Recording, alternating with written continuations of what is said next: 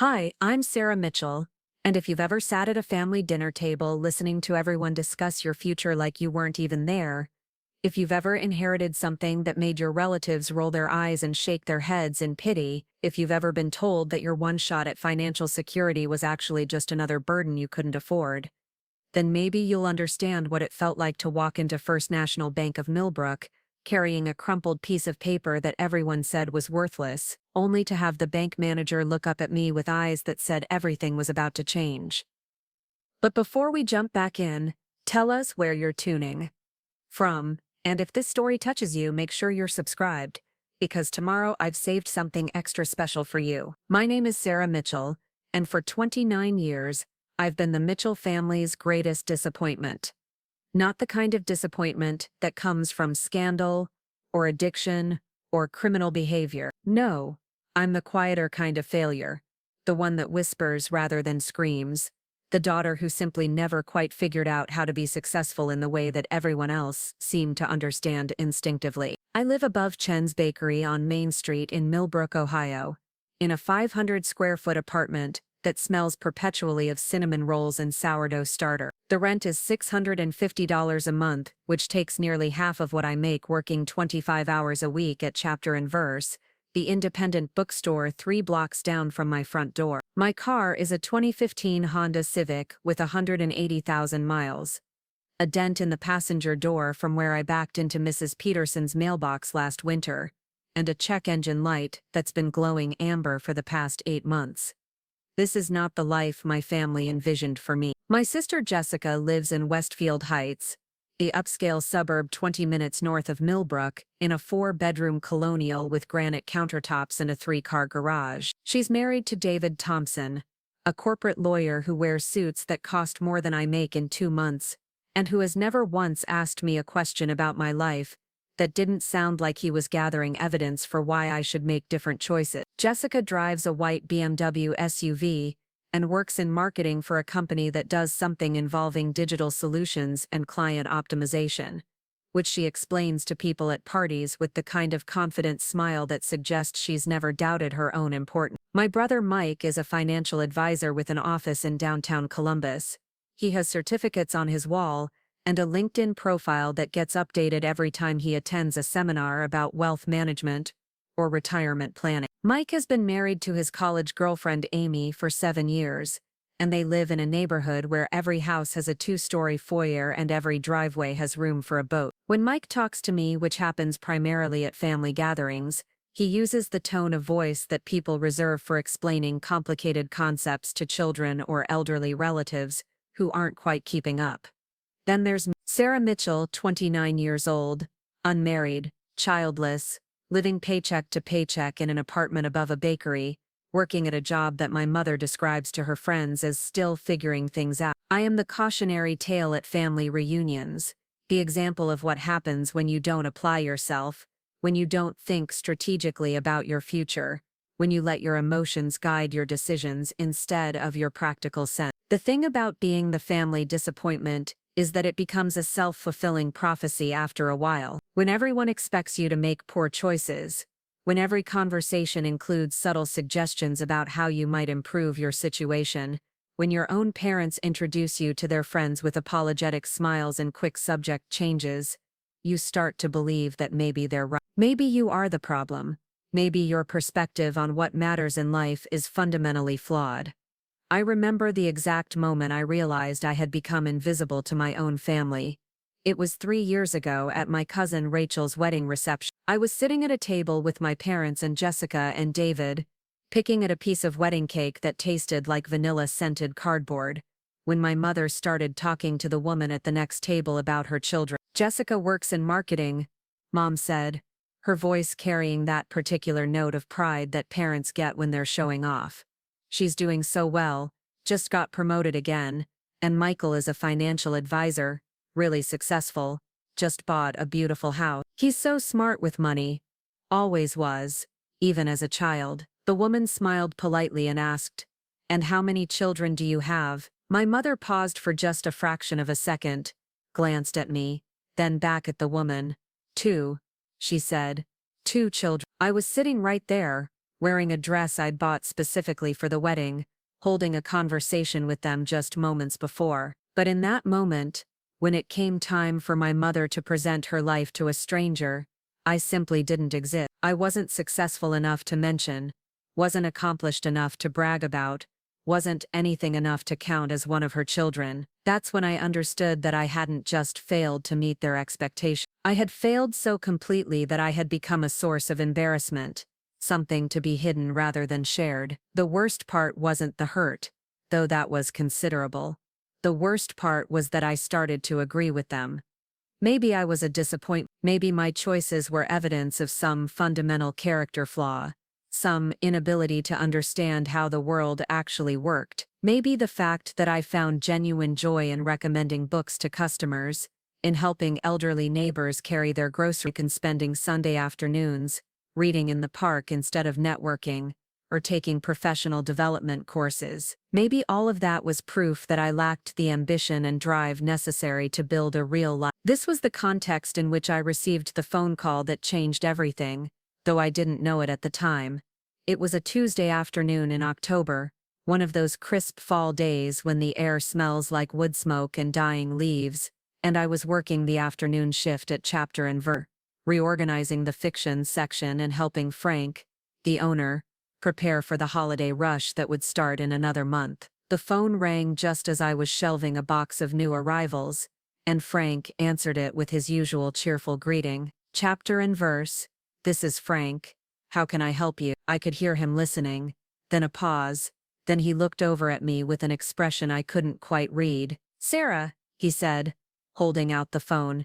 It's for you, says it's urgent. I took the phone with the kind of dread that comes from knowing that urgent phone calls on Tuesday afternoons are rarely good news. Hello, Miss Mitchell? This is James Henderson, from Henderson and Associates. I'm calling about your grandmother's estate. I need you to come in this week for the reading of her will. My grandmother Rose had died 6 weeks earlier, after a brief illness that she had hidden from most of the family until the very end. She was 83 years old and had spent the last 15 years of her life living alone in the old Victorian house on Elm Street, surrounded by what everyone else called her collections, but what I had always thought of as her treasures. Rose Mitchell was the kind of woman who saved everything, because she believed everything had value, even if that value wasn't immediately apparent to other people. The family had always been slightly embarrassed by Grandma Rose. Her house was cluttered with vintage furniture, old books,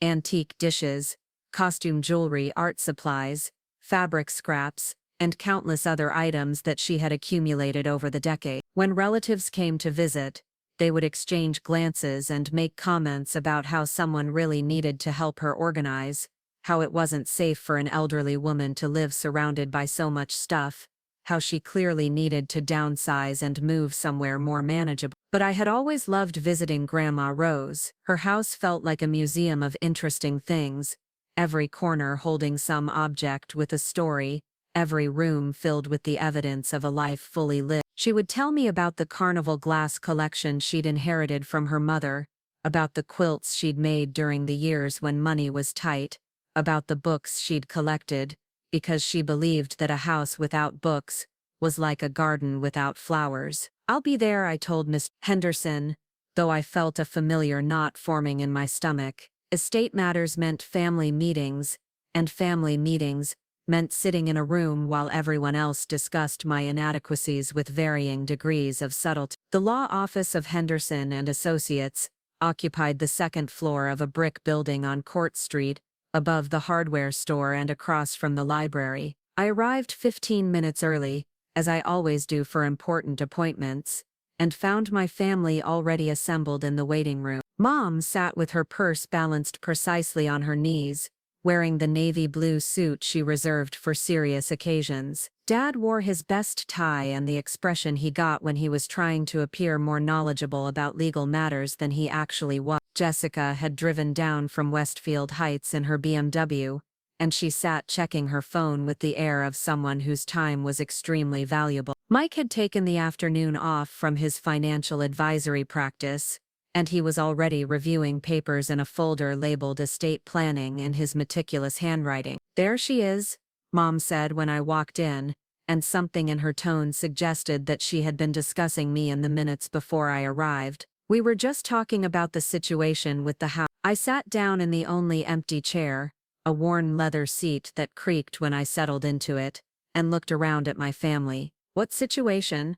Well, obviously we'll need to sell it, Jessica said, not looking up from her phone. The place is falling apart, and none of us has the time or money to deal with fixing it up. The property taxes alone are probably more than you can afford, Mike added, opening his folder and pulling out what appeared to be a printout from the county assessor's website. I looked it up online. You're talking about nearly $3,000 a year, plus maintenance, plus utilities if you want to keep the power on. It's not realistic, Dad nodded gravely.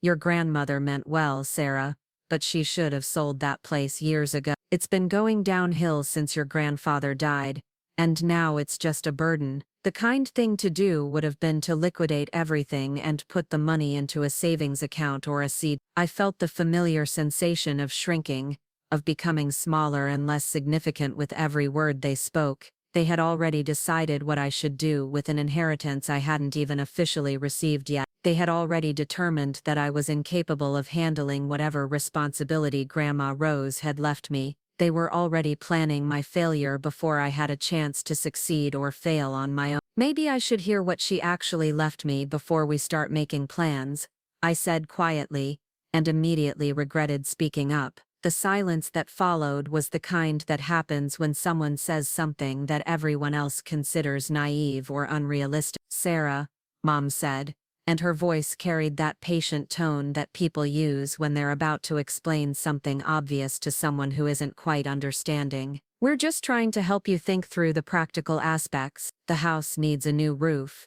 new plumbing, new electrical work. The foundation has settling issues. The yard is completely overgrown. Even if you wanted to live there, which I can't imagine you do, it would cost tens of thousands of dollars just to make it habitable, and that's assuming there's no environmental issues. Mike added, houses that old, you never know what you're dealing with. Lid paint, asbestos, who knows what else. You could be looking at a six-figure renovation project. Jessica finally looked up from her phone. The smartest thing to do is find a real estate agent who specializes in as-is sales. Price it to move quickly, and use whatever equity there is to get yourself into a better situation. Maybe a down payment on a condo, or at least enough to pay off your credit cards and start fresh. They had it all figured out. They had identified the problem, analyzed the solution, and mapped out a plan for my future, all while I sat there listening to them discuss my life like I was a case. Preparing and narrating this story took us a lot of time, so if you are enjoying it, subscribe to our channel. It means a lot to us.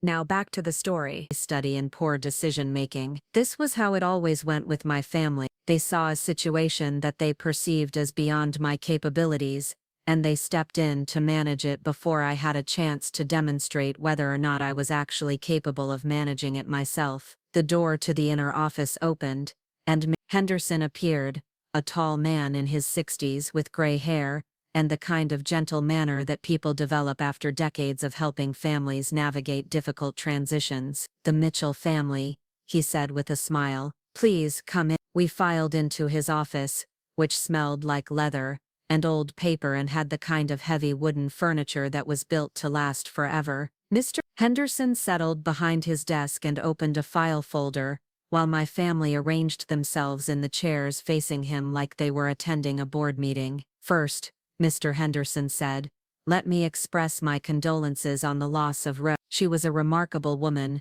and I know she meant a great deal to all of you. There were murmurs of agreement, though I noticed that no one looked particularly overcome with grief. Grandma Rose had been 93 and had lived a full life, but she had also been something of an eccentric, and I think my family felt more relief than sadness that they no longer had to worry about her living alone in that big house with all her collection. Rose was very specific about her wishes, Mr. Henderson continued, pulling out a document that looked like it had been prepared with considerable care. She updated her will just 2 years ago, and she wanted to make sure that her intentions were absolutely clear. He adjusted his reading glasses and began to read from the document. Most of it was legal language about debts and taxes and the standard provisions that appear in every will.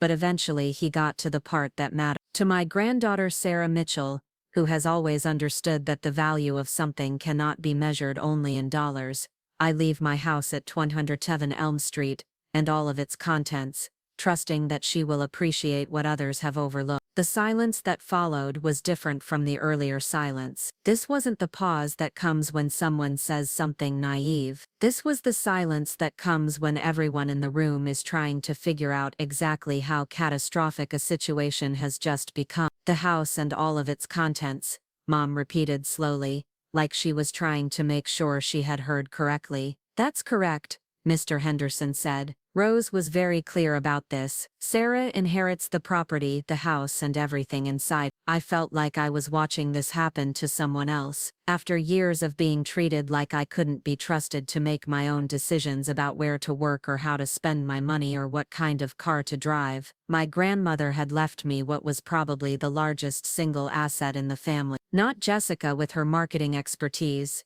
not Mike with his financial planning credentials, not my parents with their decades of real estate and insurance experience. Me. The disappointment. Well, Dad said, clearing his throat, that's quite a responsibility for Sarah. Quite a lot to take on. It certainly is, Mike agreed, and I could practically see him mentally calculating repair costs and property values. Sarah, I hope you'll let us help you navigate this. There are a lot of factors to consider, and real estate can be complicated, especially a property in that condition, Jessica added.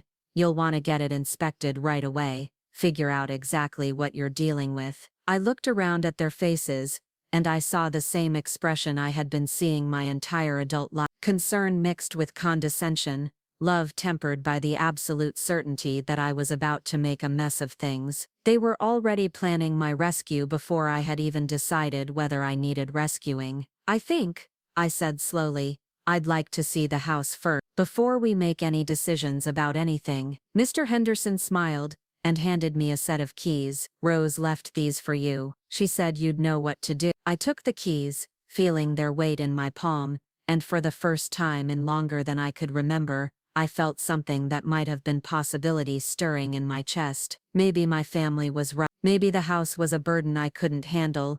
Maybe I was about to inherit more problems than I could solve, but maybe, just maybe, there was something there that they couldn't see, something that Grandma Rose had trusted me to understand in a way that no one else could. I'll drive over there tomorrow, I said, standing up and slipping the keys into my purse, and then we can talk about what comes next. As we walked out of the law office and into the crisp October afternoon, I could hear my family behind me, their voices low but urgent, already planning the conversation they would have with me about the importance of being realistic, about the dangers of getting in over my head, about the need to make smart financial decisions rather than emotional ones. But for the moment, I wasn't listening. For the moment, I was thinking about the keys in my purse and the house on Elm Street, and the possibility that maybe, just maybe, Grandma Rose had seen something in me that no one else had noticed. Maybe she had left me more than just a house full of problems. Maybe she had left me a chance to prove that I was more capable than anyone believed,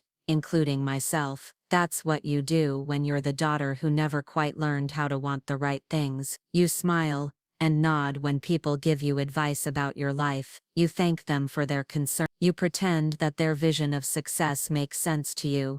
Even when it feels like trying to breathe underwater, you become an expert at making yourself smaller, at taking up less space, at requiring less attention, and creating less trouble for everyone around you. I learned this role early, probably around the time I was 12 and announced at a family barbecue that I wanted to be a librarian when I grew up. The adults laughed, not meanly but with that particular kind of amusement that people have when children say something adorable and naive. That's sweet, honey, my Aunt Linda had said, but you're so smart, you could be anything, a doctor, a lawyer, a business owner. Even then, I understood that wanting to be a librarian was evidence of limited imagination, proof that I didn't understand the difference between a career and a hobby. Over the years, I learned to keep my smaller dreams to myself. When I chose to study English literature in college instead of business or pre-med, I endured countless conversations about the importance of being practical. When I graduated and took a job at a small-town bookstore instead of moving to Columbus or Cleveland or Cincinnati to pursue something more ambitious, I listened to lectures about wasting my potential and settling for less than I deserve. The thing about being constantly told that your choices are wrong is that you start to second-guess every instinct you have. You begin to wonder if the things that bring you joy are actually evidence of some fundamental character flaw, some inability to understand what really matters in life. You start to believe that maybe you're the problem, that maybe everyone else can see something about reality that you're missing. I've spent years apologizing for the person I am. At family gatherings, I apologize for not having more exciting news to share. At work, I apologize for not being more ambitious about moving up in the world. In relationships, I apologize for not having clearer 5-year plans, or retirement savings, or any of the other markers that people use to measure whether someone has their life together. I've become fluent in the language of apology, skilled at expressing gratitude for other people's concern about my poor life choices, but the truth is, I love working at chapter and verse. I love the way Frank trusts me to order new titles for the fiction section, the way he asks for my opinion about which books to feature in the front window display. I love helping customers find exactly the right book, whether it's a cookbook for someone learning to live alone after a divorce, or a mystery novel for someone stuck in a hospital bed, or a children's book for a grandmother who wants to read to her grandkids over video call. I love the quiet satisfaction of straightening the shelves at the end of the day, of making sure every book is in its proper place, ready for the next person who might need it. I love my tiny apartment above the bakery, with its slanted floors and the radiator that clanks like a ghost in chains, and the window that looks out over Main Street. I love waking up to the smell of fresh bread and coffee, love the way Miss Chen always saves me a cinnamon roll when I work late on inventory nights. I love being able to walk to work, love knowing my neighbors, love the way small-town life moves at a pace that allows you to notice things, like the changing seasons, and the way different people walk down the sidewalk and which houses always have their porch lights on. These things don't count as success in my family's accounting system. They don't translate into impressive holiday newsletters or social media posts that make other people envious. They don't build toward a secure financial future or an early retirement or any of the other goals that responsible adults are supposed to be working toward. According to every practical measure that matters to the people who raised me, I am failing at the basic project of building a life. This is the context in which every family interaction takes place. When my mother calls me on Sunday evenings, she always asks how work is going, but the question carries the subtle implication that I should be looking for something better. When my father sees me at family dinners, he inevitably brings up someone he knows who started in retail and worked their way up to management, as if the problem with my life is simply a lack of ambition, rather than a fundamental difference in what I consider worth pursuing. Jessica has stopped asking about my dating life, but she occasionally mentions single men she knows, usually lawyers or accountants or other professionals, who might be suitable for someone who needs to get serious about settling down. Mike regularly offers to help me set up a budget or a retirement account. Conversations that always begin with the assumption that my financial struggles are the result of poor planning, rather than the simple mathematics of earning $14 an hour in a town where even small apartments cost more than half of what most people make. They mean well. I know they mean well. They look at my life and see someone who is stuck, someone who has settled for less than she deserves, someone who needs guidance and encouragement to reach for something better. They don't understand that I'm not stuck, I'm not settling, I'm living the life I actually want, even if it doesn't look like the life that would make sense to them. But their concern is constant and pervasive, and over time it has worn away at my confidence like water eroding stone. I find myself wondering if they're right, if my contentment is actually complacency, if my satisfaction with small pleasures is evidence that I lack the drive and vision necessary to build something more substantial. I wonder if the fact that I can be happy reading a book in my apartment on a Friday night instead of networking at professional events, means that I'm missing some essential understanding about how life is supposed to work. This self-doubt became my constant companion in the weeks after Grandma Rose's funeral, while my family planned my financial rescue and discussed the practical aspects of dealing with the inheritance. I found myself questioning everything I thought I knew about my own capability. Maybe they were right. Maybe inheriting a rundown house full of old furniture and vintage collectibles was exactly the kind of burden that someone like me couldn't handle. Maybe the smart thing, the responsible thing, would be to listen to their advice and sell everything as quickly as possible. The house itself seemed to confirm their concerns. I drove past 127 Elm Street several times in the days after the will reading, and each time I saw it my heart sank a little further. The Victorian structure that had seemed charming and full of character when I was a child now looked tired and overwhelming. The wraparound porch sagged in places where the support posts had shifted. The paint was peeling from the wooden siding, revealing gray primer underneath. The yard was overgrown with weeds and volunteer trees that had sprouted where the gutters had overflowed during years of deferred maintenance. From the street, it looked exactly like what my family had said it was: a money pit, a burden, a problem that would require more resources and expertise than I possessed. I could see why they were worried about me. I could understand why they thought I needed their help to navigate this situation. Looking at that house, I felt the same overwhelming sense of inadequacy that I experienced whenever I tried to imagine myself in any of the successful, ambitious roles that other people thought I should be pursuing.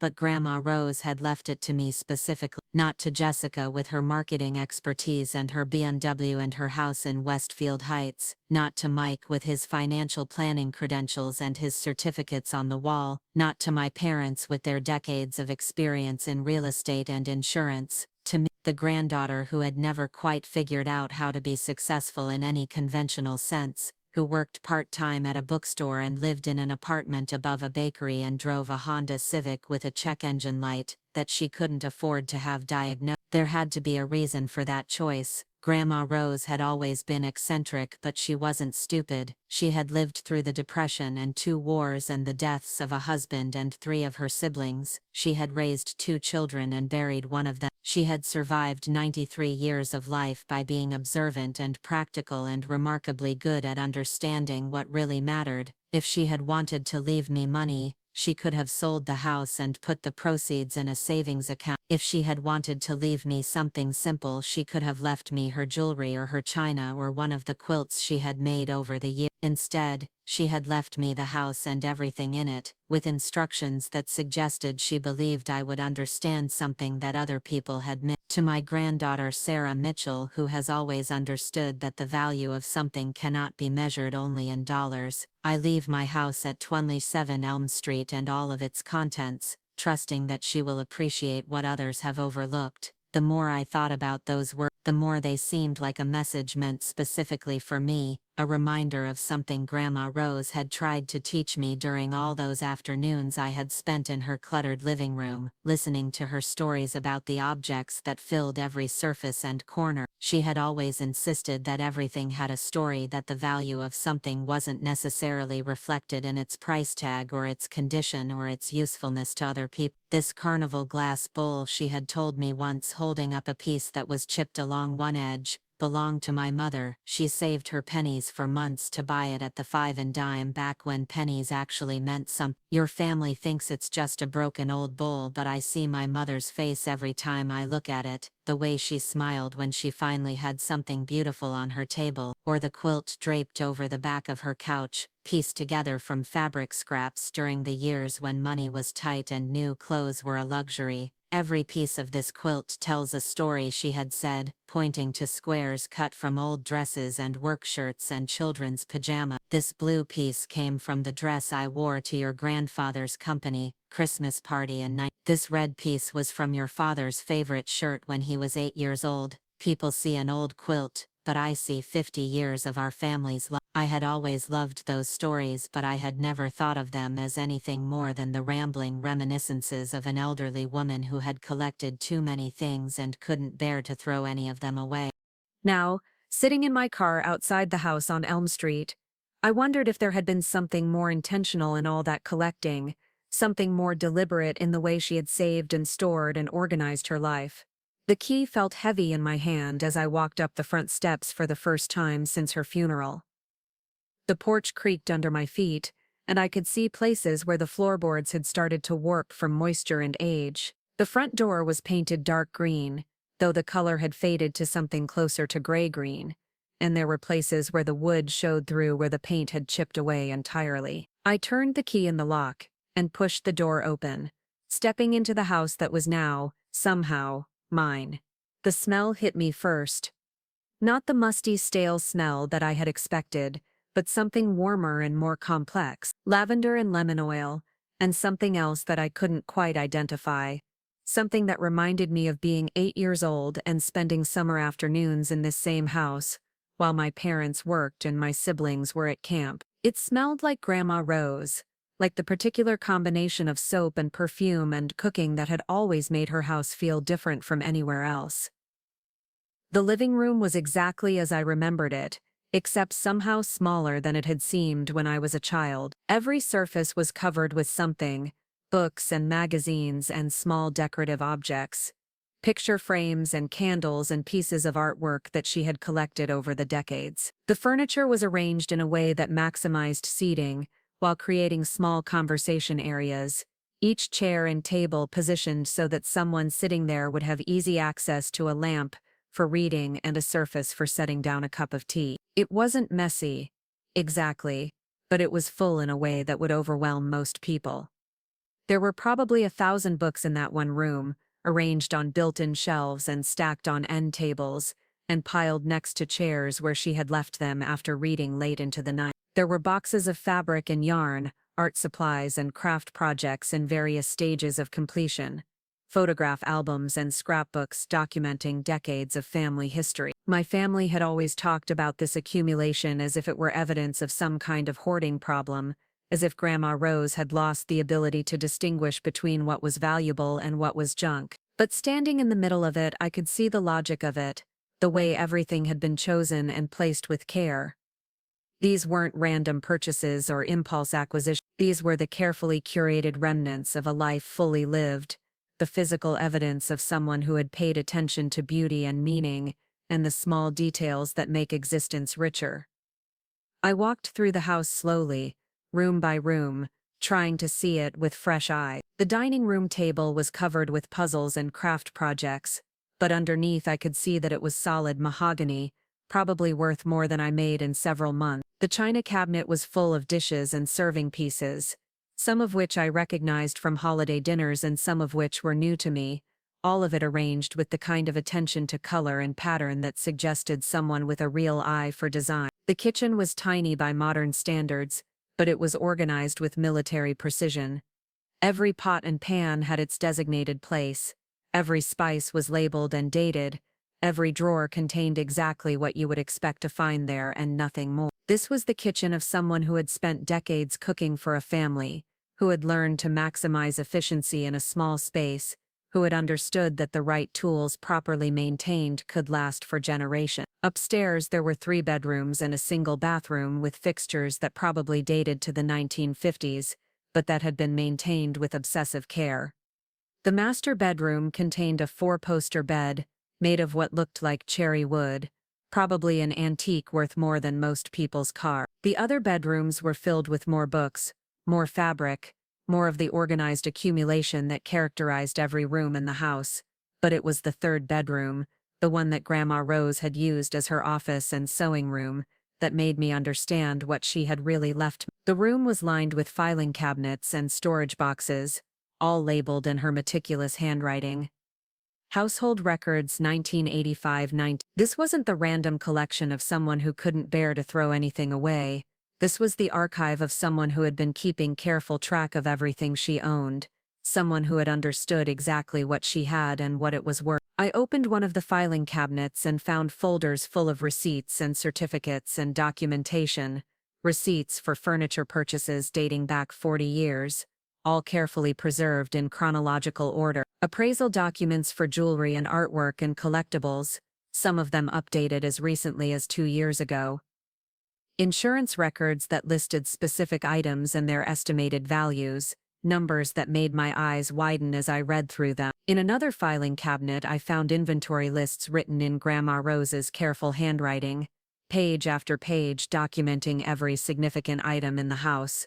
Living room, Chippendale-style secretary desk, circa 9. Dining room, mahogany table with 6 chairs, purchased 1961, current estimated value $4,500. Master bedroom, 4-poster bed, cherry wood, antique, appraised value 6. I sat down hard in the desk chair, staring at the papers in my hand. According to these documents, the contents of this house were worth more than I had made in the past 5 years combined. The furniture alone was worth enough to pay off my credit cards and my car loan, and still have money left over for a down payment on a house of my own. And that was just the furniture. There were also the books, many of which appeared to be first editions or signed copies. There were the quilts, some of which had been appraised as museum-quality examples of American folk art. There were boxes of vintage costume jewelry, collections of Depression glass, sets of china and crystal that had been carefully preserved and documented. But more than that, there were the surprises. In a folder labeled Miscellaneous Valuables, I found appraisal documents for items that I had walked past without really seeing. The small oil painting in the hallway that I had always assumed was a reproduction turned out to be an original work by a regionalist painter, whose pieces were selling for tens of thousands of dollars at auction. The set of books in the living room that looked like any other old encyclopedia turned out to be a first edition set of Mark Twain's complete works, worth more than my annual salary. The phone call came 3 days after I had first walked through the house, 3 days after I had spent hours sitting in Grandma Rose's office, reading through her meticulous records and trying to understand the scope of what she had left me. I was at work, helping Frank unpack a shipment of new releases, when my mother called with the tone of voice that meant she had something important to discuss. "Sarah, honey, we need to talk about the house situation," she said without preamble. "Your father and I have been thinking about it, and we're worried that you're not being realistic about what you're taking on." I set down the stack of books I had been sorting and walked to the back of the store where I could speak more privately. "What do you mean?" "Well, for starters, you can't afford the property taxes. We looked it up, and they're almost $3,000 a year. That's more than you spend on rent for your apartment. And that's before you factor in utilities and insurance and all the maintenance that place is going to need." She was right about the property taxes. I had looked them up myself and the number had been sobering. $3,000 represented nearly a month of my income, money that I definitely didn't have sitting around in savings. But I had also been reading through Grandma Rose's files, and I had found records indicating that she had been paying the taxes without any apparent difficulty, which suggested that there might be resources I didn't know about yet. "I'm still figuring out all the details," I said carefully. "There's a lot to go through. That's what we're worried about," Mom continued. "You're going to get overwhelmed trying to sort through all that stuff, and meanwhile the bills are going to keep coming. The smart thing to do is to call a real estate agent right away and get the place listed. Even if you sell it as is, you'll get something out of it, and you won't have to deal with the stress of trying to maintain a property that's beyond your means." I could hear voices in the background of the call, which meant she wasn't alone. "Who's there with you?" "Your father and Mike and Jessica. We're having dinner and we were just discussing the situation. We're all concerned about you taking on more than you can handle." Of course they were. Of course my inheritance had become a topic of dinner conversation, something for them to analyze and solve and manage on my behalf. I could picture them sitting around my parents' dining room table, probably with Mike's folder of printed research and Jessica's phone open to real estate websites, planning my financial future with the same efficiency that they would use to plan a vacation or a home renovation project. "Mike ran some numbers," Mom continued, "and even in the best-case scenario, you're looking at a significant monthly loss just to keep the lights on, and that's assuming nothing major breaks down, which is unrealistic in a house that old." "Can I talk to them?" I asked, though I wasn't sure why. Maybe I hoped that hearing their concerns directly would help me understand their perspective, or maybe I just wanted to feel like I was part of the conversation about my own life instead of the subject of it. "Of course, honey. Hold on. There was a shuffling sound as the phone was passed around, and then Mike's voice came on the line, already in the professional tone he used when he was dispensing financial advice. Sarah, I hope you don't mind that we've been discussing this, but we're genuinely worried about the financial implications of what you're taking on. I pulled the tax records and the recent sales data for similar properties in that neighborhood, and the numbers just don't work for someone in your income bracket. What numbers? I asked, though I was pretty sure I knew what he was going to say. Well, let's start with the property taxes, which are 20. Then you've got homeowners insurance, which is probably going to run you at least $1,200 a year for a house that size and age, assuming you can even find a company willing to insure it without major updates to the electrical and plumbing system. Utilities are going to be a nightmare in a house that was built before modern insulation standards, so you're probably looking at $200 to $300 a month just to heat and cool the place. I did the math in my head as he talked. He was right that it added up to more than I currently made, but he was calculating as if I would be living there and paying all the expenses out of my bookstore salary. He wasn't accounting for the possibility that the contents of the house might be worth something, or that there might be other options besides just moving in and hoping for the best. And that's before you factor in maintenance, Mike continued. A house like that, you're going to have constant repairs. The roof probably needs to be replaced, which is a $20,000 job minimum. The foundation almost certainly has issues, which could be even more expensive to fix. The electrical system is probably still using cloth-wrapped wiring from the 1940s, which is a fire hazard and will need to be completely redone before any insurance company will give you a reasonable rate. Have you actually seen the house recently? I mean, have you been inside to look at the condition of things? There was a pause, and I could hear muffled conversation in the background before Mike came back on the line. We drove by it last weekend, and honestly, Sarah, it looks worse than we remember. The porch is sagging, the paint is peeling, the yard is completely overgrown. It's pretty obvious that Rose wasn't able to keep up with the maintenance in her later years, which means you're inheriting not just the house but years of deferred upkeep. Mike's right, Jessica's voice cut in, apparently on speakerphone now. I know you have emotional attachment to Grandma Rose and her house, but you have to be practical about this. You can't let sentiment cloud your judgment when it comes to making smart financial decisions. Sentiment, that was how they saw my connection to the house, as an emotional attachment that was interfering with my ability to think rationally about the situation. They couldn't imagine that there might be practical reasons for keeping the house, that there might be value in it that they hadn't considered, that I might actually be capable of making a smart decision about my own inheritance. What if I told you that the contents of the house might be worth more than you think? I said, immediately regretting the words as soon as they left my mouth. What do you mean? Dad's voice joined the conversation. I've been going through some of Grandma Rose's records, and she kept very detailed inventories of everything. Some of the furniture and collectibles might be worth quite a bit of money. The silence that followed was different from their usual pauses. This wasn't the silence of people trying to figure out how to convince me of something. This was the silence of people trying to figure out whether I was being naive or whether there was something they had missed. Sarah, Mom said finally, you have to be careful about getting your hopes up based on what Rose thought her things were worth. Elderly people sometimes have unrealistic ideas about the value of their possessions, especially sentimental items that have been in the family for a long time. But what if she was right?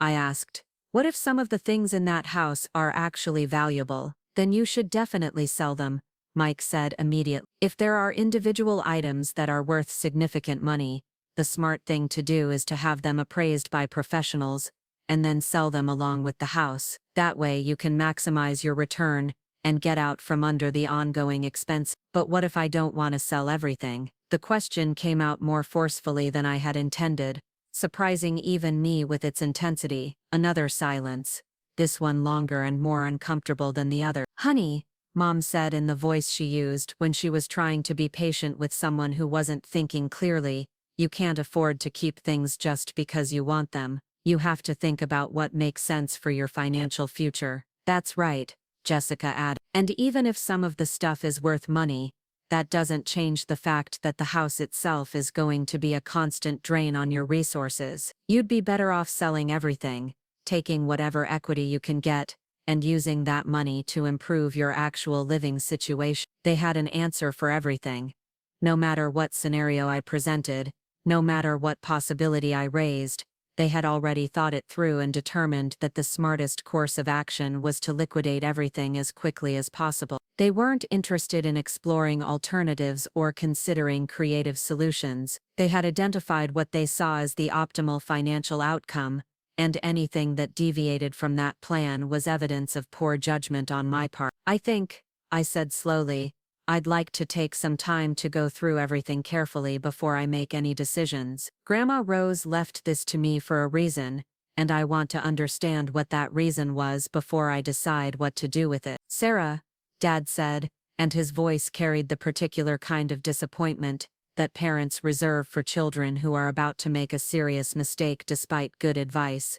We're not trying to pressure you, but we are trying to help you think through this rationally. Sometimes when we're too close to a situation emotionally, we can't see the practical realities clearly, too close emotionally, thinking irrationally, unable to see practical reality. These were the polite ways of saying that I was letting my feelings interfere with my ability to make good decisions, that I was being sentimental and naive and ultimately self-destructive in my approach to this inheritance. I understand that you're concerned, I said, but I need to handle this my own way. I'll let you know what I decide after I've had a chance to really evaluate everything. All right, Mom said, though her tone suggested that she thought I was making a mistake. But promise me you'll be careful, okay? And if you change your mind about needing help, you know we're here for you. After I hung up, I stood in the back room of the bookstore for several minutes, trying to process what had just happened. My family hadn't just offered advice, they had staged an intervention. They had gathered together specifically to discuss my situation and develop a unified strategy for convincing me to make the decision they thought was best. They had done research and run numbers and prepared arguments, all in service of rescuing me from what they saw as a financial disaster in the making. And maybe they were right. Maybe I was being naive about the costs and complications of inheriting a 90-year-old house filled with decades of accumulated possession. Maybe I was letting sentiment cloud my judgment.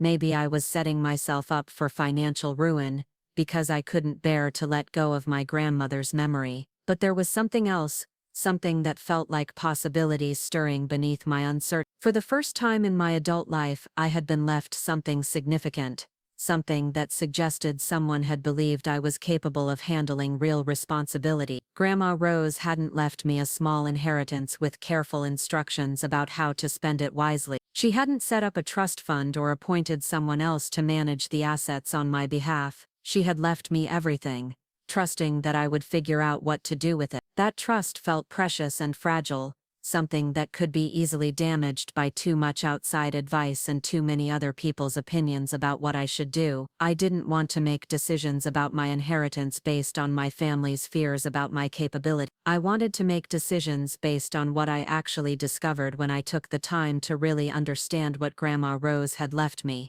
The next few days passed in a strange kind of limbo. At work, I went through the motions of my usual tasks, shelving books, helping customers, processing new inventory, but my mind was constantly elsewhere, thinking about the house on Elm Street, and the conversation with my family and the weight of expectations that seemed to be pressing down on me from all directions. Frank noticed my distraction, but he didn't. That was one of the things I appreciated about working for him.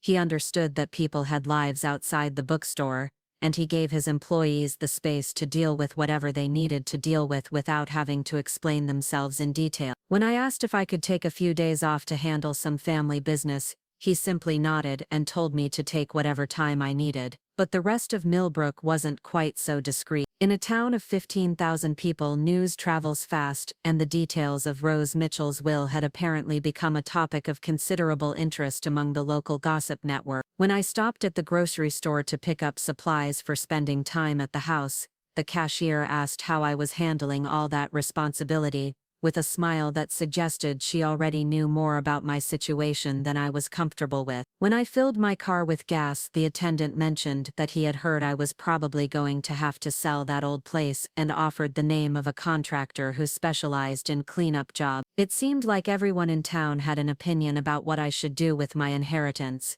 and most of those opinions aligned closely with my family's assessment of the situation. People were sympathetic but also slightly pitying, as if I had been left a burden rather than a gift, as if inheriting Grandma Rose's house was something unfortunate that had happened to me rather than something she had chosen to give me. Mrs. Herson, who lived 2 houses down from my apartment, stopped me on the sidewalk to offer her condolences and her advice. "Your grandmother was a sweet woman," she said, "but that house is going to be quite a project for someone in your situation. If you need recommendations for estate sale companies, I know several that are very reputable."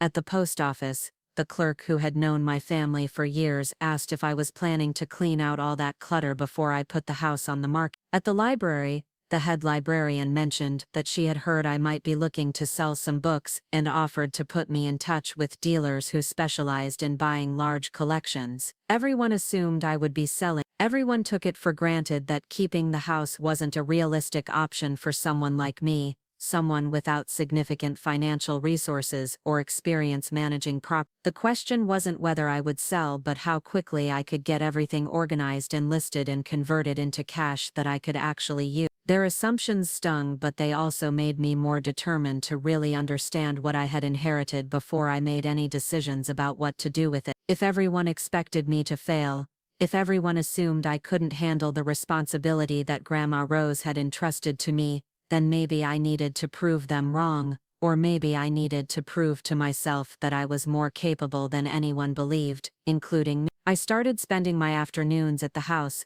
going through rooms, systematically, and trying to make sense of what Grandma Rose had accumulated over the decade. The more time I spent there, the more I realized that my family's characterization of it as a cluttered mess was both accurate and completely wrong. Yes, every room was full of objects, and yes, it would take months to sort through everything properly, but there was an underlying organization to it all, a logic that became more apparent the longer I spent in the space. The books, for example, weren't just randomly scattered throughout the house. They were organized by subject and author, with the most valuable editions stored in a climate-controlled cabinet in the office, and the everyday reading copies arranged on the shelves in the living area. The vintage clothing wasn't just thrown into closets, it was carefully stored in garment bags with cedar blocks and mothballs, organized by decade and documented in inventory lists that noted the designer and estimated value of each piece. Even the costume jewelry, which my family had dismissed as worthless trinkets, turned out to be organized in a way that suggested real knowledge about what was significant and what wasn't. The obviously cheap pieces were stored in small boxes in the bedroom closet, but the potentially valuable items were kept in a locked cabinet in the office, each piece wrapped in tissue paper and documented with notes about when it was purchased and how much it had cost. The more I explored, the more I understood that Grandma Rose hadn't been a hoarder or someone who couldn't distinguish between valuable and worthless objects. She had been a collector, someone who understood quality and rarity, and who had spent decades accumulating things that she believed would appreciate in value over time. She had been, in her own quiet way, an investor, someone who had put her money into tangible assets that she could enjoy while she owned them, and that would retain their value long after she was gone. But understanding that didn't solve my immediate problem, which was that I still couldn't afford the ongoing expenses of maintaining the property, and I still didn't have the expertise to determine which of the thousands of objects in the house were genuinely valuable and which were just sentimental keepsakes. I needed help, but I wasn't sure where to get it without admitting to my family that they had been right about me being in over my head. The solution came from an unexpected source. I was sitting in the kitchen at the house, eating a sandwich and reading through one of Grandma Rose's inventory notebooks, when I heard a knock at the front door. When I opened it, I found Mrs. Chen from the bakery standing on the porch with a plate of cookies and a concerned expression. "I hope you don't mind me stopping by," she said. "I wanted to check on you. You've seemed so worried lately, and I know this must be a difficult time." I invited her in and offered her a cup of tea, grateful for the company and the excuse to take a break from the overwhelming task of trying to catalog everything in the house. Miss Chen had known Grandma Rose well. They had been neighbors for over 20 years, and they had often exchanged baked goods and gardening advice, and the kind of casual conversation that develops between people who see each other regularly. "Your grandmother was a remarkable woman," Miss Chen said as we sat in the living room surrounded by Rose's collections. "She knew so much about antiques and collectibles. People used to come from all over the state to ask her opinion about things they had found at estate sales and auctions." This was news to me. I had known that Grandma Rose was knowledgeable about the things she collected, but I hadn't realized that other people had sought out her expertise. "She helped me identify some dishes that my mother had left me," Mrs. Chen continued. "I thought they were just old plates, but Rose identified them as early, spode china, worth several $1,000s. She never charged me anything for her time, just said she was happy to help someone understand what they had." I set down my teacup, suddenly very interested in this conversation. "Did she do that often? Help people with appraisals?" Mrs. Chen nodded. "Oh yes, all the time. She had quite a reputation among the antique dealers in the area. They trusted her eye for quality, and she was always very honest about what things were worth. She never tried to talk anyone into keeping something that wasn't genuinely valuable, but she also made sure people didn't sell important pieces for less than they were worth." This painted a completely different picture of my grandmother than the one my family had always presented. They had seen her as an eccentric old woman who couldn't bear to throw anything away, but Mrs. Chen was describing someone who had been recognized as an expert in her field, someone whose knowledge and judgment were valued by professionals. "There's something else you should know," Miss Chen said, lowering her voice as if she were sharing a secret. "Rose had been planning for this inheritance for years. She used to talk about wanting to leave you something that would give you options, something that would let you build the kind of life you actually wanted instead of the kind of life other people thought you should have." My throat tightened unexpectedly.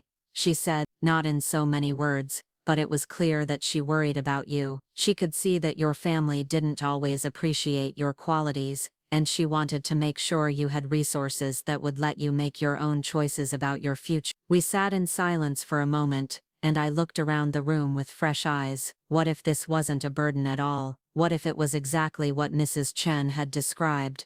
A carefully planned gift designed to give me independence and options. What if Grandma Rose had spent decades accumulating these objects, not because she couldn't bear to part with them, but because she was building something valuable to leave to someone she believed would understand their worth? "Miss Chen," I said slowly, "did my grandmother ever mention anything about the house itself, about whether it might be worth more than it appears?" She smiled.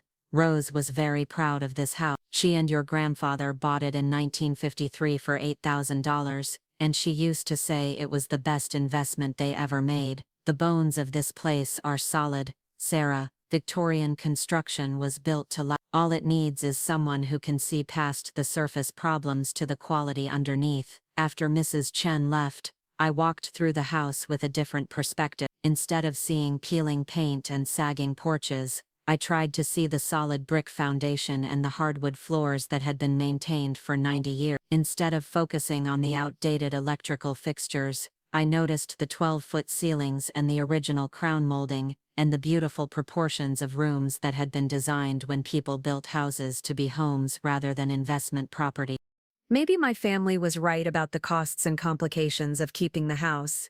Maybe I was being unrealistic about what I could afford and what I could manage. But maybe there was another way to think about the situation. A way that didn't require me to liquidate everything immediately and walk away with whatever cash I could get. That evening, I called the one person I knew who might be able to give me objective advice without an agenda. Margaret Hughes had been my English professor in college, and she had become something of a mentor over the years since graduation. She was in her early 60s, had never married, and had built a comfortable life for herself through a combination of teaching, writing, and what she called strategic frugality. If anyone would understand the appeal of choosing an unconventional path over a financially optimal one, it would be Margaret. "Sarah," she said when she answered the phone, "how lovely to hear from you. "How are you managing with your grandmother's passing?" I explained the situation, trying to be as objective as possible about both the potential value of the inheritance and the financial challenges it presented. Margaret listened without interrupting, asking only a few clarifying questions about the condition of the house and the nature of the collections. "It sounds to me," she said when I finished, "like you're being presented with a choice between two very different kinds of security. Your family is focused on immediate financial security, which makes perfect sense from their perspective. But there's also the security that comes from having options, from owning assets that give you flexibility about how you want to live your life. But what if I can't afford to keep? What if the expenses really are more than I can handle? Then you sell it," Margaret said matter-of-factly, "but you don't have to make that decision today, or even this month. You could take some time to really understand what you have, to explore different possibilities, to see if there are creative ways to make it work financially." She paused, and I could hear her think, "You know, Sarah, I've known you for almost 10 years, and one of the things I've always admired about you is your ability to see value in things that other people overlook. You've always been drawn to the books that other students ignored, the ideas that seemed too quiet or too subtle to be important. Maybe your grandmother saw that same quality in you." After we hung up, I sat in my apartment for a long time, thinking about what Margaret had said. She was right that I had always been drawn to things that other people dismissed or overlooked. In college, I had written my senior thesis on a 19th-century female novelist, whose work had been out of print for decades. At the bookstore, I was constantly discovering books that had been misfiled or undervalued, finding first editions mixed in with reading copies, or signed books that had been priced as if they were ordinary paperbacks. Maybe that was why Grandma Rose had left me the house. Not because she thought I was the most financially capable member of the family, but because she thought I was the most likely to see the value in what she had collected, to understand that worth couldn't always be measured in immediate cash value. The next morning, I called in sick to work and spent the entire day at the house, going through the office files more systematically than I had before. What I found confirmed Mrs. Chen's account of my grandmother's expertise and plan. Rose had kept detailed records not just of what she owned, but of market trends in various collectible categories. She had subscriptions to trade publications for antique dealers, price guides for vintage items, and newsletters from auction houses that specialized in the kinds of objects she collected. More importantly, she had been actively managing her collection, selling pieces that had reached their peak value,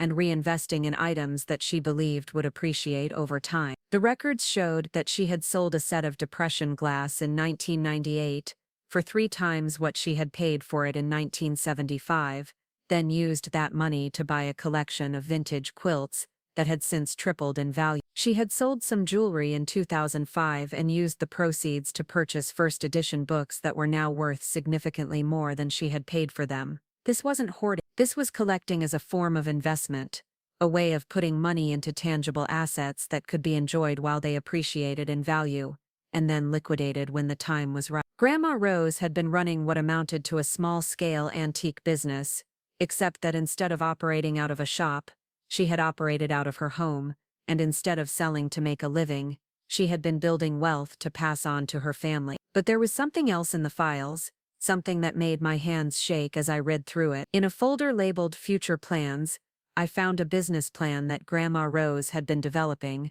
apparently with the intention of helping me understand how to manage the inheritance she was planning to leave me. The plan outlined a strategy for gradually liquidating the most valuable pieces while keeping the house and the most significant collections, using the proceeds from sales to pay for necessary repairs and maintenance, while building a sustainable income stream. According to her calculations, the contents of the house were worth somewhere between $400,000 and $600,000, depending on market conditions and the time taken to find the right buyers for specific pieces. Even if only half of that estimate was accurate, it was enough money to pay for major renovations to the house, cover several years of property taxes and maintenance costs, and still leave a substantial nest egg for future security. But the plan went beyond just managing the existing collection. Grandma Rose had envisioned expanding the operation, using her reputation and knowledge to help other people buy and sell antiques and collectibles,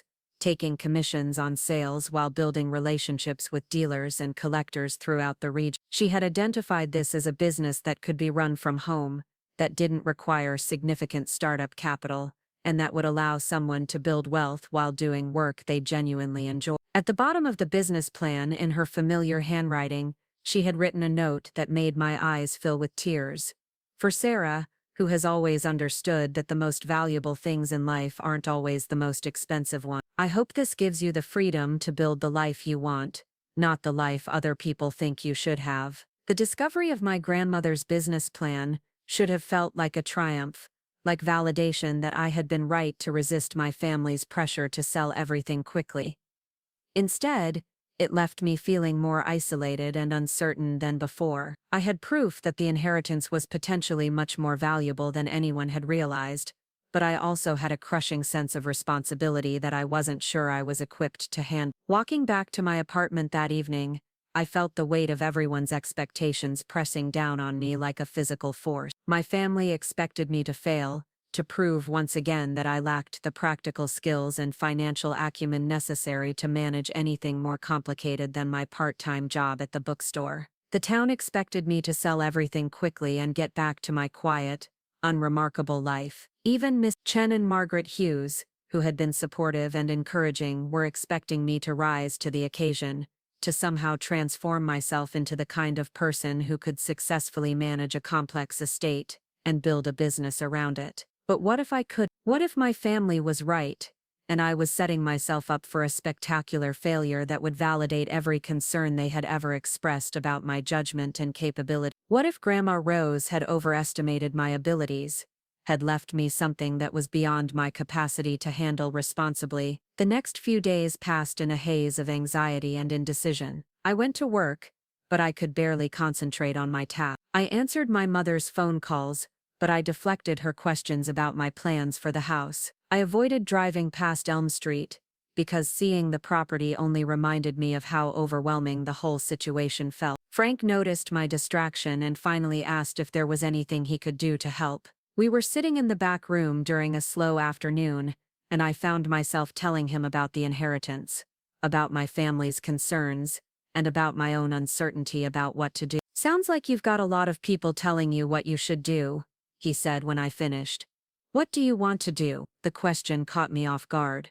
For weeks, everyone had been focused on what I should do, what would be smart or practical or financially responsible, but no one had asked what I actually wanted, what would make me happy or excited or fulfilled. I said slowly, "I want to try to make it work. I want to see if I can keep the house and manage the collection the way Grandma Rose envisioned, but I'm scared that I'll mess it up, that I'll prove everyone right about not being capable of handling something this big." Frank nodded thoughtfully. "You know, Sarah, I've been running this bookstore for 15 years, and I started out knowing almost nothing about the business side of things. I just loved books and thought it would be nice to spend my days surrounded by them. I made a lot of mistakes in the beginning, had some months where I barely broke even, but I figured it out as I went along." He gestured around the store, which was small but clearly successful, always busy with customers who seemed to regard it as an essential part of the community. "The thing is, you don't have to know everything before you start. You just have to be willing to learn and to ask for help when you need it." That conversation gave me the courage to take the next step, which was to contact some of the antique dealers and appraisers that Grandma Rose had worked with over the years. Her files contained business cards and contact information for dozens of professionals in the field, people who had bought from her or sought her advice or collaborated with her on various projects. The first person I called was David Morrison, who owned an antique shop in Columbus and who had apparently been one of Grandma Rose's most trusted advisors. When I explained who I was and what I was trying to accomplish, his voice warmed immediately. "Rose Mitchell was one of the most knowledgeable collectors I ever worked with," he said. "She had an incredible eye for quality and a real understanding of market trends." I was sorry to hear about her past. I told him about the inheritance and my uncertainty about how to proceed, and he offered to come to the house to do a preliminary assessment of the most valuable pieces. "Rose used to say that she was leaving everything to a granddaughter who would appreciate it properly," he said. "I'd be happy to help you understand what you're working with." When David arrived the following Saturday, He spent 4 hours going through the house with the kind of systematic attention that reminded me of Grandma Rose herself. He examined furniture and artwork, looked through boxes of books and collectibles, and took notes in a leather portfolio that he carried with him from room to room. "Your grandmother was even more astute than I realized," he said when we sat down to discuss his findings. "Some of these pieces have appreciated significantly since she acquired them. This Chippendale secretary, for example, would probably sell for $4,000 to $5,000 at auction today. And these first-edition Hemingway novels are worth at least $10,000 for the." He walked me through the most valuable items room by room, explaining not just what they were worth but why they had value, what collectors looked for, and how the market for different categories had evolved over time. By the end of the afternoon, I had a much clearer picture of what I had inherited and how to think about managing it strategically. "The key," David said, "is not to rush into anything. The market for quality antiques and collectibles is strong right now, but it pays to be patient and to find the right buyers for specific pieces. Your grandmother understood that, which is why she was so successful at building this collection." He also offered practical advice about next steps, which items should be appraised by specialists, which pieces could be sold relatively quickly if I needed cash for repairs or expenses, and which collections were likely to continue appreciating in value if I held on to them for a few more years. "There's no reason you can't continue what Rose started," he said, as he was leaving. "You've got the foundation for a really solid business here if that's something you're interested in pursuing." After he left, I sat in the living room surrounded by all of Grandma Rose's carefully chosen objects, and for the first time since inheriting the house, I felt something that might have been confident. I wasn't ready to make any final decisions about what to do with everything,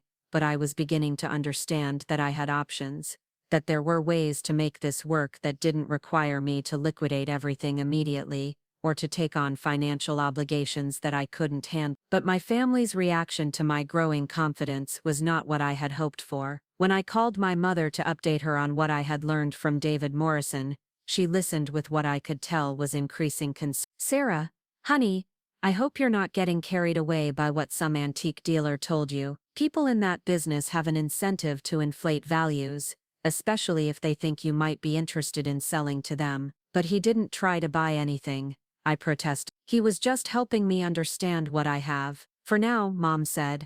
"But these people are very good at building relationships with potential sellers. They'll tell you what you want to hear if they think it will eventually lead to business for them." I could hear the familiar note of concern in her voice, the tone that suggested she thought I was being naive and easily manipulated. What if he's right, though? What if the collection really is worth what he thinks it is? Then that's all the more reason to sell it professionally and invest the money in something more reliable, she said. "Even if those things are worth as much as he claims, that doesn't mean you should try to manage them yourself. Antiques are not a stable investment, Sarah. The market can change overnight, and you could end up losing everything if you don't know what you're doing." After we hung up, I realized that no amount of evidence was going to change my family's fundamental assessment of my capability. They had decided that I wasn't equipped to handle this inheritance, and they were interpreting every piece of new information through that lens. If the collection wasn't valuable, I should sell it to avoid ongoing expenses. If it was valuable, I should sell it because I couldn't be trusted to manage it properly. Either way, their solution was the same: liquidate everything as quickly as possible and move on with my life. The problem was that their constant doubt was starting to affect my own confidence. Every time I felt excited about the possibilities that the inheritance represented, I could hear their voices in my head, warning me about the risks and complications, reminding me of all the ways that things could go wrong. Every time I imagined keeping the house and building the business that Grandma Rose had envisioned, I found myself questioning whether I was being realistic or just indulging in fantasies about a life that was beyond my reach. This internal conflict came to a head the following Tuesday, when I arrived at work to find Frank looking concerned and slightly uncomfortable. "Sarah," he said, "your brother was here earlier. He wanted to talk to me about your situation." My stomach dropped.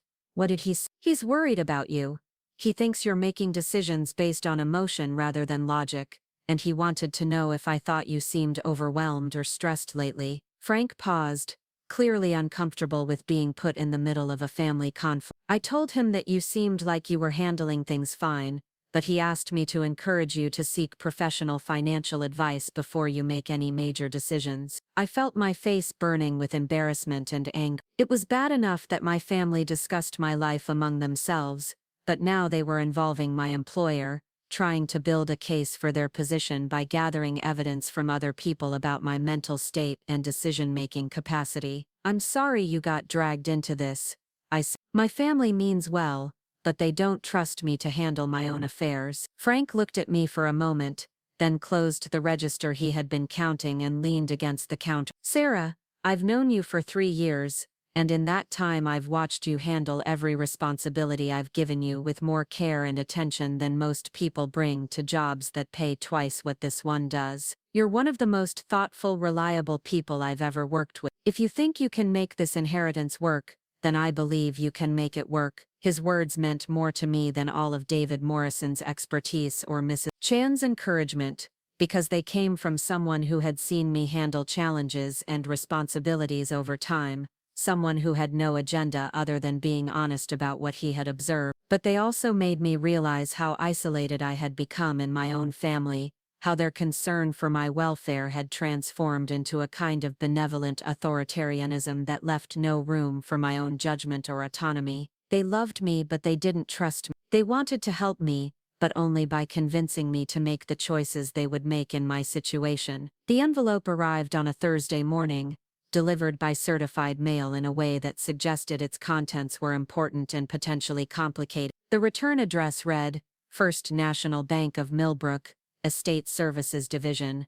and my first thought was that there had been some kind of problem with the inheritance, some legal issue that was going to make everything even more complicated than it already was. I signed for the envelope with shaking hands and carried it up to my apartment before opening it. Inside was a letter from Helen Rodriguez, the bank manager, requesting that I come in at my earliest convenience to discuss additional assets related to the Rose Mitchell estate that require your immediate attention. Additional assets. My stomach fluttered with a mixture of excitement and dread. What if there was more to the inheritance than just the house and its contents? What if Grandma Rose had left me something else?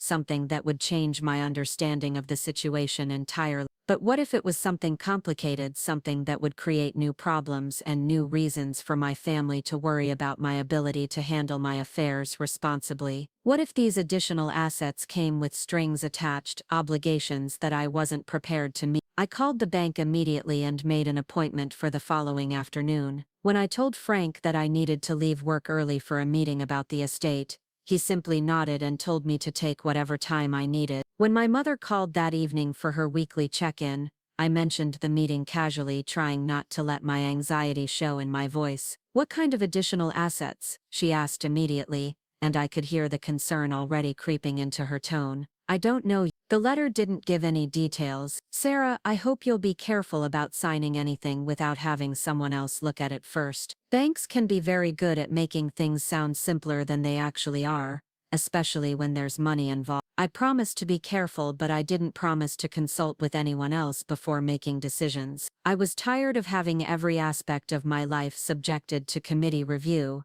tired of being treated like someone who couldn't be trusted to understand her own interests. The next afternoon I dressed more carefully than usual for the bank meeting, choosing a blazer and slacks that I hoped would make me look more competent and less like someone who needed to be protected from her own poor judgment. I arrived 15 minutes early and sat in the lobby watching other customers conduct their business and trying to calm my nerves. Helen Rodriguez turned out to be a woman in her 50s with graying hair and the kind of calm, professional manner that suggested she had spent years helping people navigate complicated financial situations. She welcomed me into her office with a smile and offered me coffee, which I accepted gratefully. Miss Mitchell, she said, settling behind her desk and opening a thick file folder, I apologize for the delay in contacting you about these additional assets. They were held in a separate account that wasn't immediately connected to your grandmother's primary estate, and it took some time for our records department to make the connection.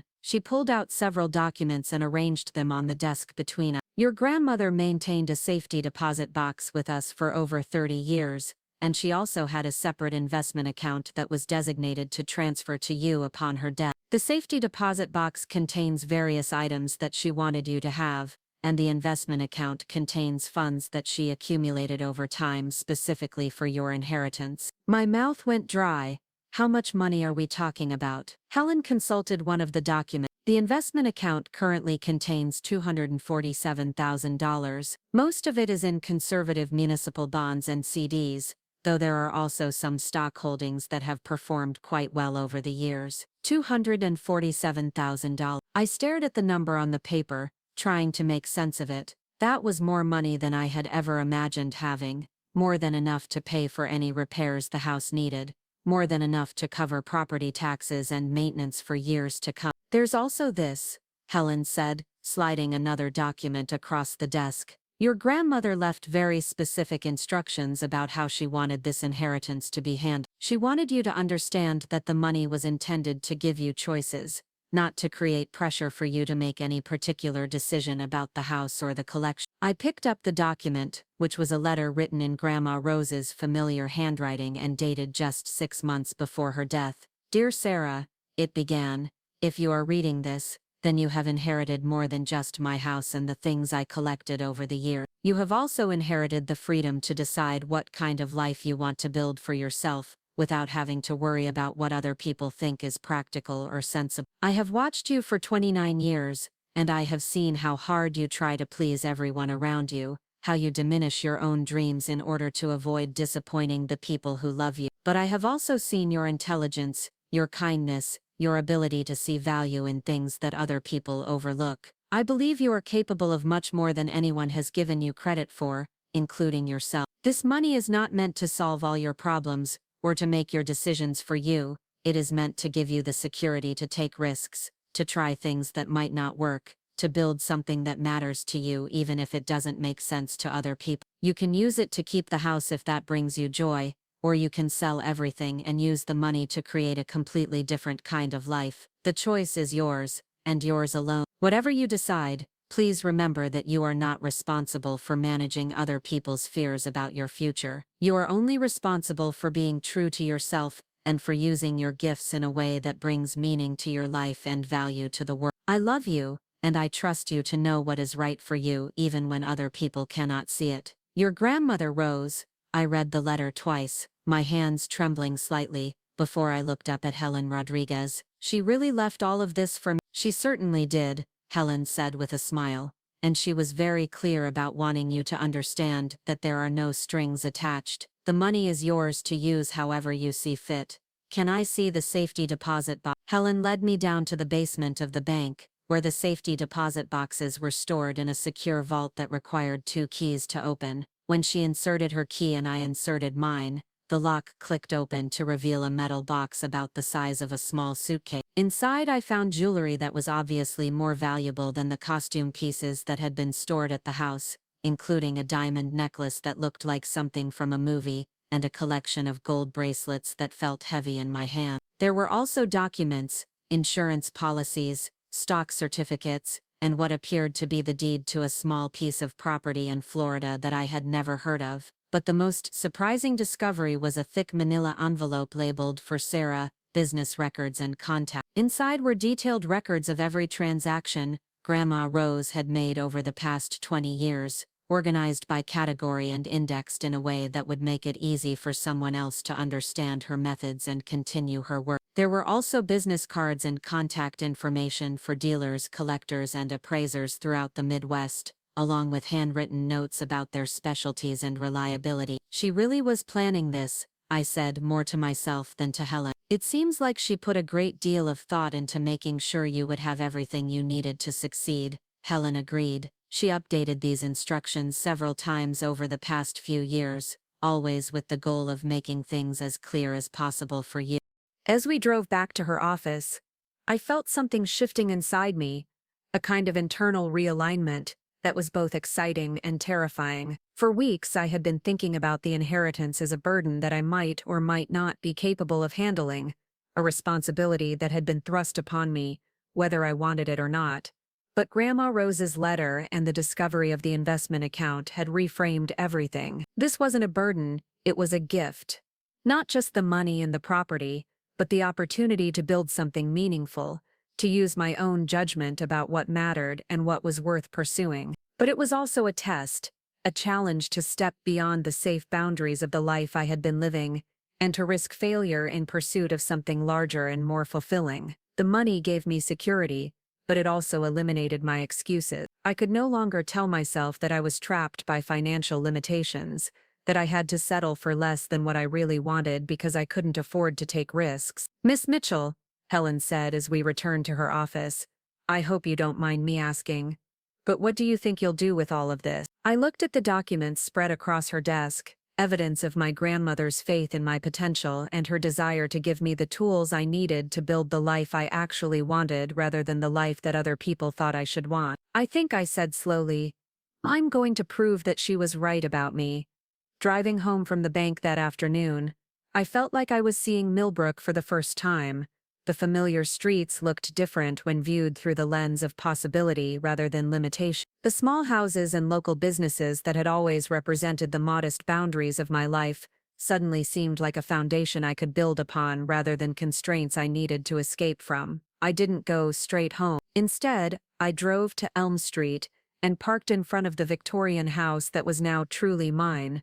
Not just in legal terms but in every sense that mattered. With $247,000 in the bank and a clear business plan developed by someone who had spent decades building expertise in this exact field, I wasn't inheriting a burden, I was inheriting an opportunity that most people could only dream of. But more than that, I was inheriting validation. For 29 years, I had listened to people tell me that my instincts were wrong, that my values were impractical, that my contentment with small-scale life was evidence of limited ambition. Grandma Rose's letter had turned all of that upside down. She had seen something in me that I had barely dared to see in myself, the potential to build something meaningful and valuable using exactly the qualities that other people had always treated as limitations. Walking through the house that evening, I no longer saw clutter and overwhelming responsibility. I saw inventory, carefully curated over decades by someone who understood both beauty and value. I saw the infrastructure for a business that could provide financial security while allowing me to work with things I genuinely loved, in a space that felt like home rather than a place I went to earn money for living somewhere else. The mahogany dining table wasn't just furniture that needed to be sold.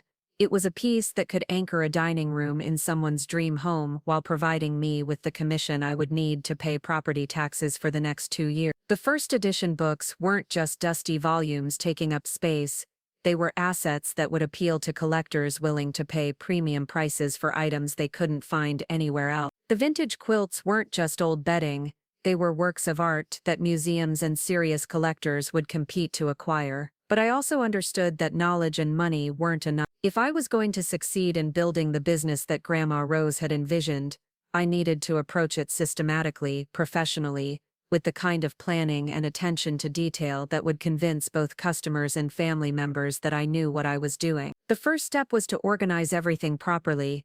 Grandma Rose had been meticulous about documenting her collection, but her organization system made sense to someone who had been building it gradually over decades. For someone trying to understand it all at once, it was overwhelming. I needed to create new systems that would allow me to track inventory, prices and sales in a way that would be clear to customers, accountants, and anyone else who might need to understand the business. I took a week off from work at the bookstore and threw myself into the project of cataloging everything in the house. I started with the most valuable items, the pieces that David Morrison had identified as being worth thousands of dollars each, and worked my way down to the smaller collectibles and household items that might only be worth $20 or $30 but that could add up to significant revenue over time. Each item got photographed from multiple angles, researched using the price guides and auction records that Grandma Rose had accumulated, and entered into a spreadsheet that tracked its location, condition, estimated value, and the source of that valuation. It was tedious work,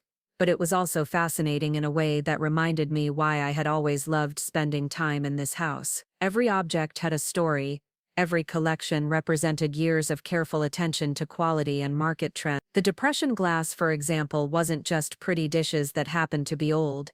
It was a carefully assembled collection of specific patterns and colors that had been chosen because they were rare examples of American craftsmanship from a particular historical period. The prices Grandma Rose had paid for individual pieces, documented in her purchase records, showed that she had been buying strategically, focusing on items that were undervalued at the time but that she believed would appreciate as collectors became more sophisticated about recognizing quality. The same pattern held true for every category of items in the house. The vintage clothing included designer pieces from the 1940s and 1950s that were now selling for more than the original retail prices because of renewed interest in mid-century fashion. The costume jewelry included pieces by designers whose work was being rediscovered by a new generation of collectors. Even the books, which my family had dismissed as outdated and taking up too much space, included signed first editions and limited print runs that were worth more than most people's monthly salary. By the end of the week, I had a comprehensive inventory of everything in the house,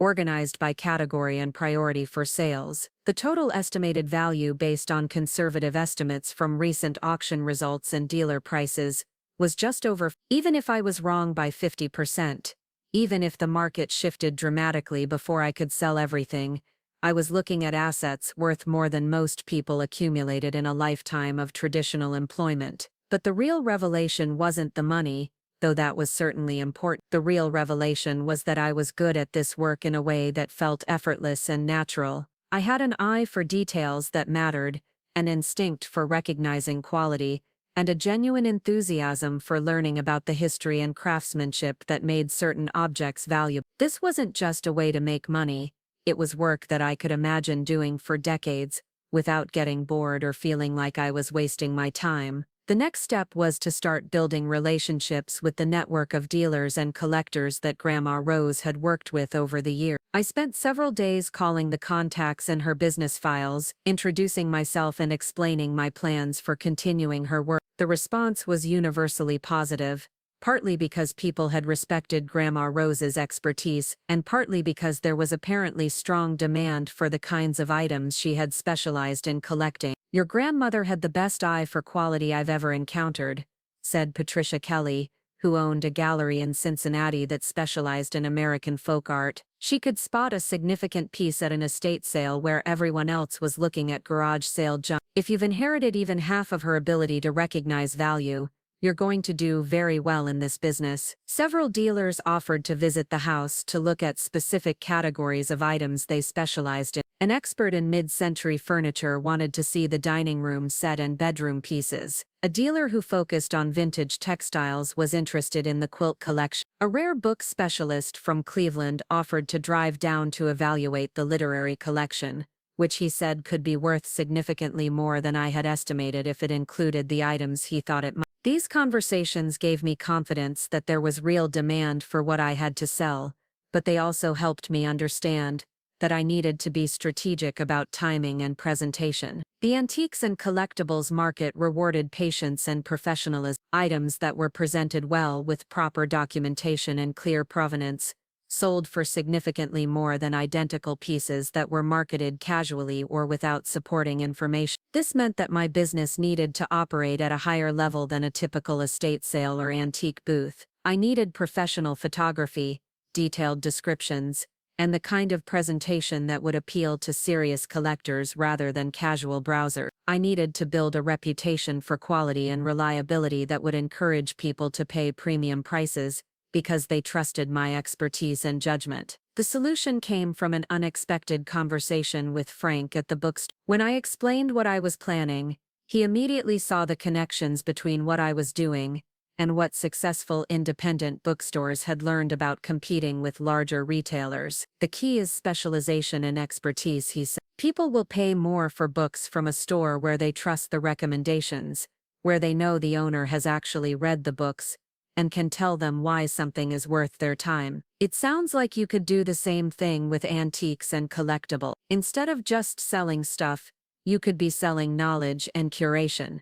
That conversation led to the idea of creating a business that combined sales with education, offering not just individual items but the stories and context that made them meaningful. I could write detailed descriptions that explained why a particular quilt pattern was significant, or why a certain style of pottery was considered important by collectors, or how to identify the markers of quality that distinguished valuable pieces from mass-produced reproduction. I started developing this approach with some of the smaller items that I felt confident pricing and selling. I photographed a collection of vintage carnival glass, researched the history of each pattern and manufacturer, and created detailed listings that explained not just what the pieces were but why they were worth collecting. I listed them on several online platforms that specialized in antiques and collectibles, pricing them at levels that reflected their actual market value rather than trying to move them quickly. The response exceeded my most optimistic expectations. Within 2 weeks, I had sold nearly half of the Carnival glass collection for prices that matched or exceeded my estimate. More importantly,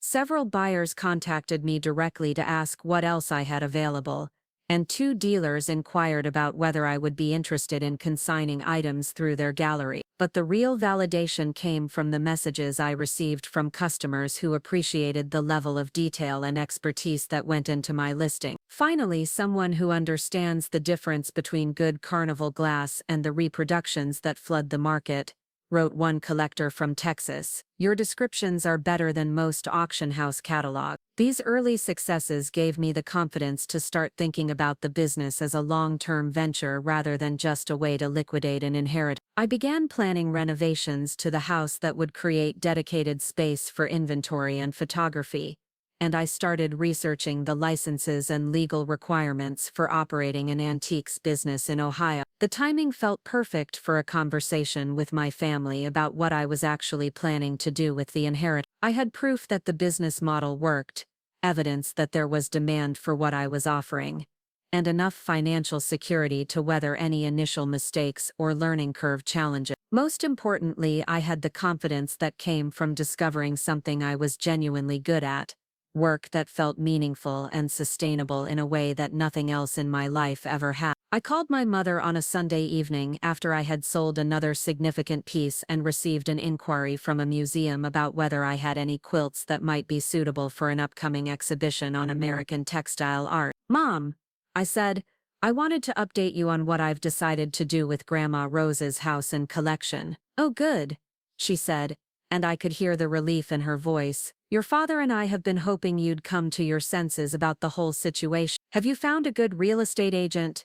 "Actually, I've decided to keep the house and start a business selling antiques and collectibles. I've already started and it's going really well." The silence that followed was longer and more loaded than any of our previous conversations about the inheritance. "Sarah," she said finally, "please tell me you haven't made any major financial commitments without talking to someone who understands these things." "I haven't made any commitments that I can't afford," I said carefully, "and I've been working with some of the same dealers and appraisers that Grandma Rose worked with for years. They've been incredibly helpful." "Honey, those people are going to tell you whatever they think you want to hear if they believe it will lead to business for them. You can't base major life decisions on what dealers tell you about the value of old furniture." I took a deep breath, knowing that the next part of the conversation was going to be difficult but necessary. "Mom, there's something else I need to tell you. Grandma Rose left me more than just the house and the collection. She left me a significant amount of money in an investment account, specifically to give me the resources to build this business if I wanted to." Another silence, this one even longer.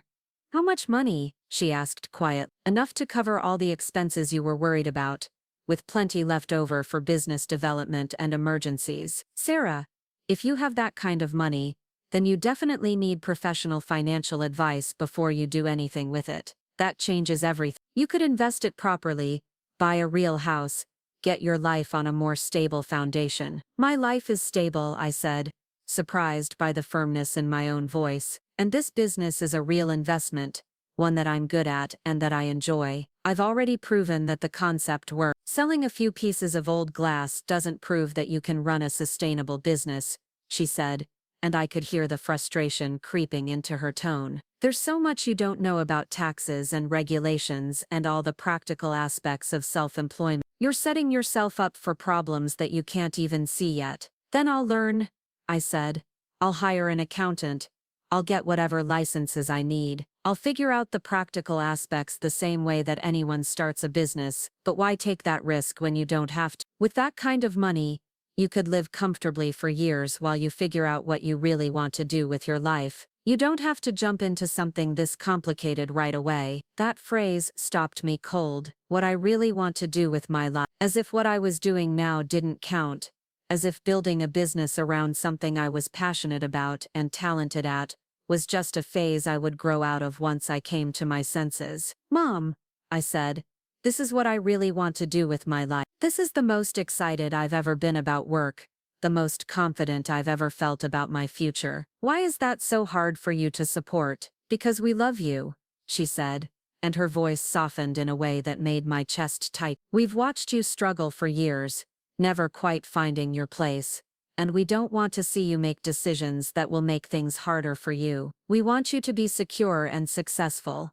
I am secure, and I'm working on being successful, but success that means something to me.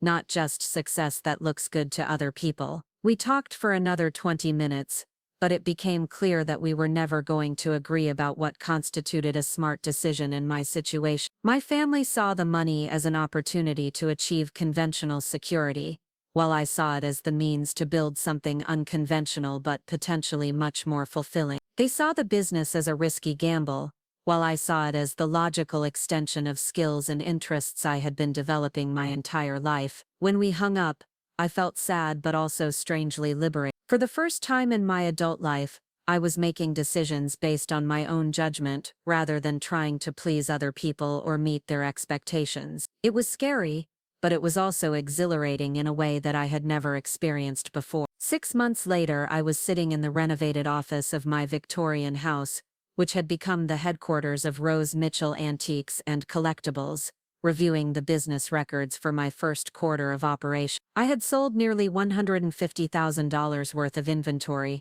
built relationships with collectors and dealers throughout the Midwest, and developed a reputation for expertise and reliability that was bringing me referrals from people I had never met. The house itself had been transformed through careful renovations that preserved its historical character while creating functional space for business operation. The large front rooms had become a showroom where I displayed the most significant pieces, arranged in room settings that helped customers visualize how items might look in their own home. The former dining room had been converted into a photography studio, where I could create professional images for online listings and catalogs. But the most significant change wasn't in the house or the business records, it was in me. I walked differently, spoke with more confidence, made decisions without constantly second-guessing myself or seeking approval from other people. I had discovered something that I had never known about myself. I was capable of much more than anyone had ever given me credit for, including me. The work itself was endlessly fascinating. Each day brought new discoveries, whether it was identifying a previously unrecognized piece by a significant artist, or helping a collector find exactly the item they had been searching for. I loved the research involved in properly identifying and pricing items, the satisfaction of connecting beautiful objects with people who would appreciate them, and the gradual process of building expertise in areas that most people knew nothing about. I also loved the independence. For the first time in my life, my income was directly connected to the quality of my work and the intelligence of my decisions. When I made good choices about what to buy or how to price something, I saw the results immediately. When I provided excellent service to customers, they came back and referred their friends. Success or failure was entirely in my hands, which was both terrifying and incredibly motivating. The financial results spoke for themselves. In 6 months, I had earned more money than I had ever made in a full year at the bookstore. And I had done it while working with things I genuinely loved in a space that felt like home. But more than that, I had built something that could grow and develop over time, something that could provide security and fulfillment for decades to come. My family's attitude toward my choices had evolved slowly from outright disapproval to grudging acceptance to something that might eventually become actual support. When I sent them photographs of the renovated house and copies of newspaper articles about the business, they began to understand that I hadn't just stumbled into something temporarily successful but had built something substantial and professional. The real turning point came when Jessica visited the house for the first time since I had inherited it. She walked through the showroom, clearly impressed by the quality of the items and the sophistication of the presentation, and spent nearly an hour asking detailed questions about how I identified valuable pieces and built relationships with customers. "I have to admit," she said as we sat in the kitchen drinking coffee, "I didn't think you could pull this off. I thought you were being naive about the challenges and the competition." "I was naive about some things," I admitted. "But I was right about the fundamental opportunity, and I was right about being able to learn what I needed to learn." "The house looks incredible," she said, looking around at the kitchen that I had carefully restored to its original 1920s charm while updating it with modern appliances and efficiency. "I never saw the potential in it before, but now I can see why Grandma Rose thought it was special." That evening, after Jessica left, I walked through the house alone, thinking about everything that had changed since that first phone call from the lawyer's office. I had gone from being the family disappointment to running a successful business. I had gone from living paycheck to having genuine financial security. I had gone from apologizing for my choices to feeling proud of what I had built. But the most important change was internal. I had stopped trying to be the person that other people thought I should be, and had started becoming the person I actually was. I had discovered that my instincts were trustworthy, that my interests were valuable, and that my way of seeing the world had practical applications that could create both meaning and prosperity. Standing in the living room, surrounded by beautiful objects that I had chosen and cared for, in a house that I had restored and transformed into something functional and profitable, I felt something I had never experienced before: the deep satisfaction that comes from building a life that is entirely your own, based on your own values and sustained by your own effort. Grandma Rose had given me more than money or property or even business knowledge. She had given me permission to trust myself, to believe that my vision of what mattered was as valid as anyone else's, and to build something meaningful using exactly the qualities that other people had always treated as limitations. 2 years later, Rose Mitchell Antiques and Collectibles had become one of the most respected dealers in the region,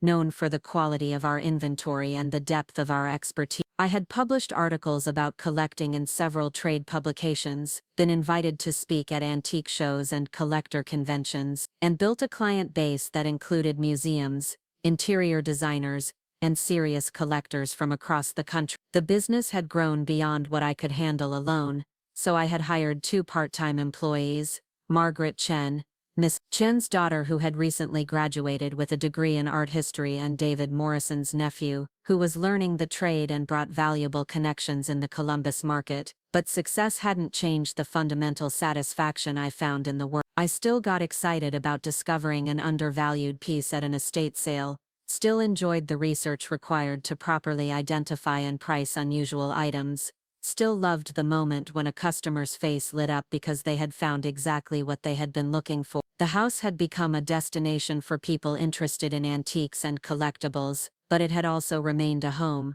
I lived in the rooms that weren't needed for business, surrounded by the pieces I had chosen to keep for myself rather than sell. It was exactly the kind of life I had always wanted, but had never dared to imagine I could actually create. My relationship with my family had settled into something that felt healthy and respectful. They still didn't fully understand my choices, but they could see the results of those choices, and had learned to trust my judgment about my own life. When they visited, they were genuinely proud of what I had accomplished, and they had stopped offering advice about what I should do differently. But the most significant change was in how I thought about myself and my place in the world. I no longer apologized for wanting different things than other people wanted, no longer second-guessed my instincts about what was valuable or meaningful. I had learned to trust my own judgment, to make decisions based on my own understanding of what mattered, and to build a life that reflected my actual values, rather than other people's expectations. Grandma Rose had seen something in me that I hadn't been able to see in myself, and she had given me the tools and resources I needed to develop that potential. But ultimately, the success of the business and the satisfaction of the life I had built came from my willingness to take the risk of being authentically myself,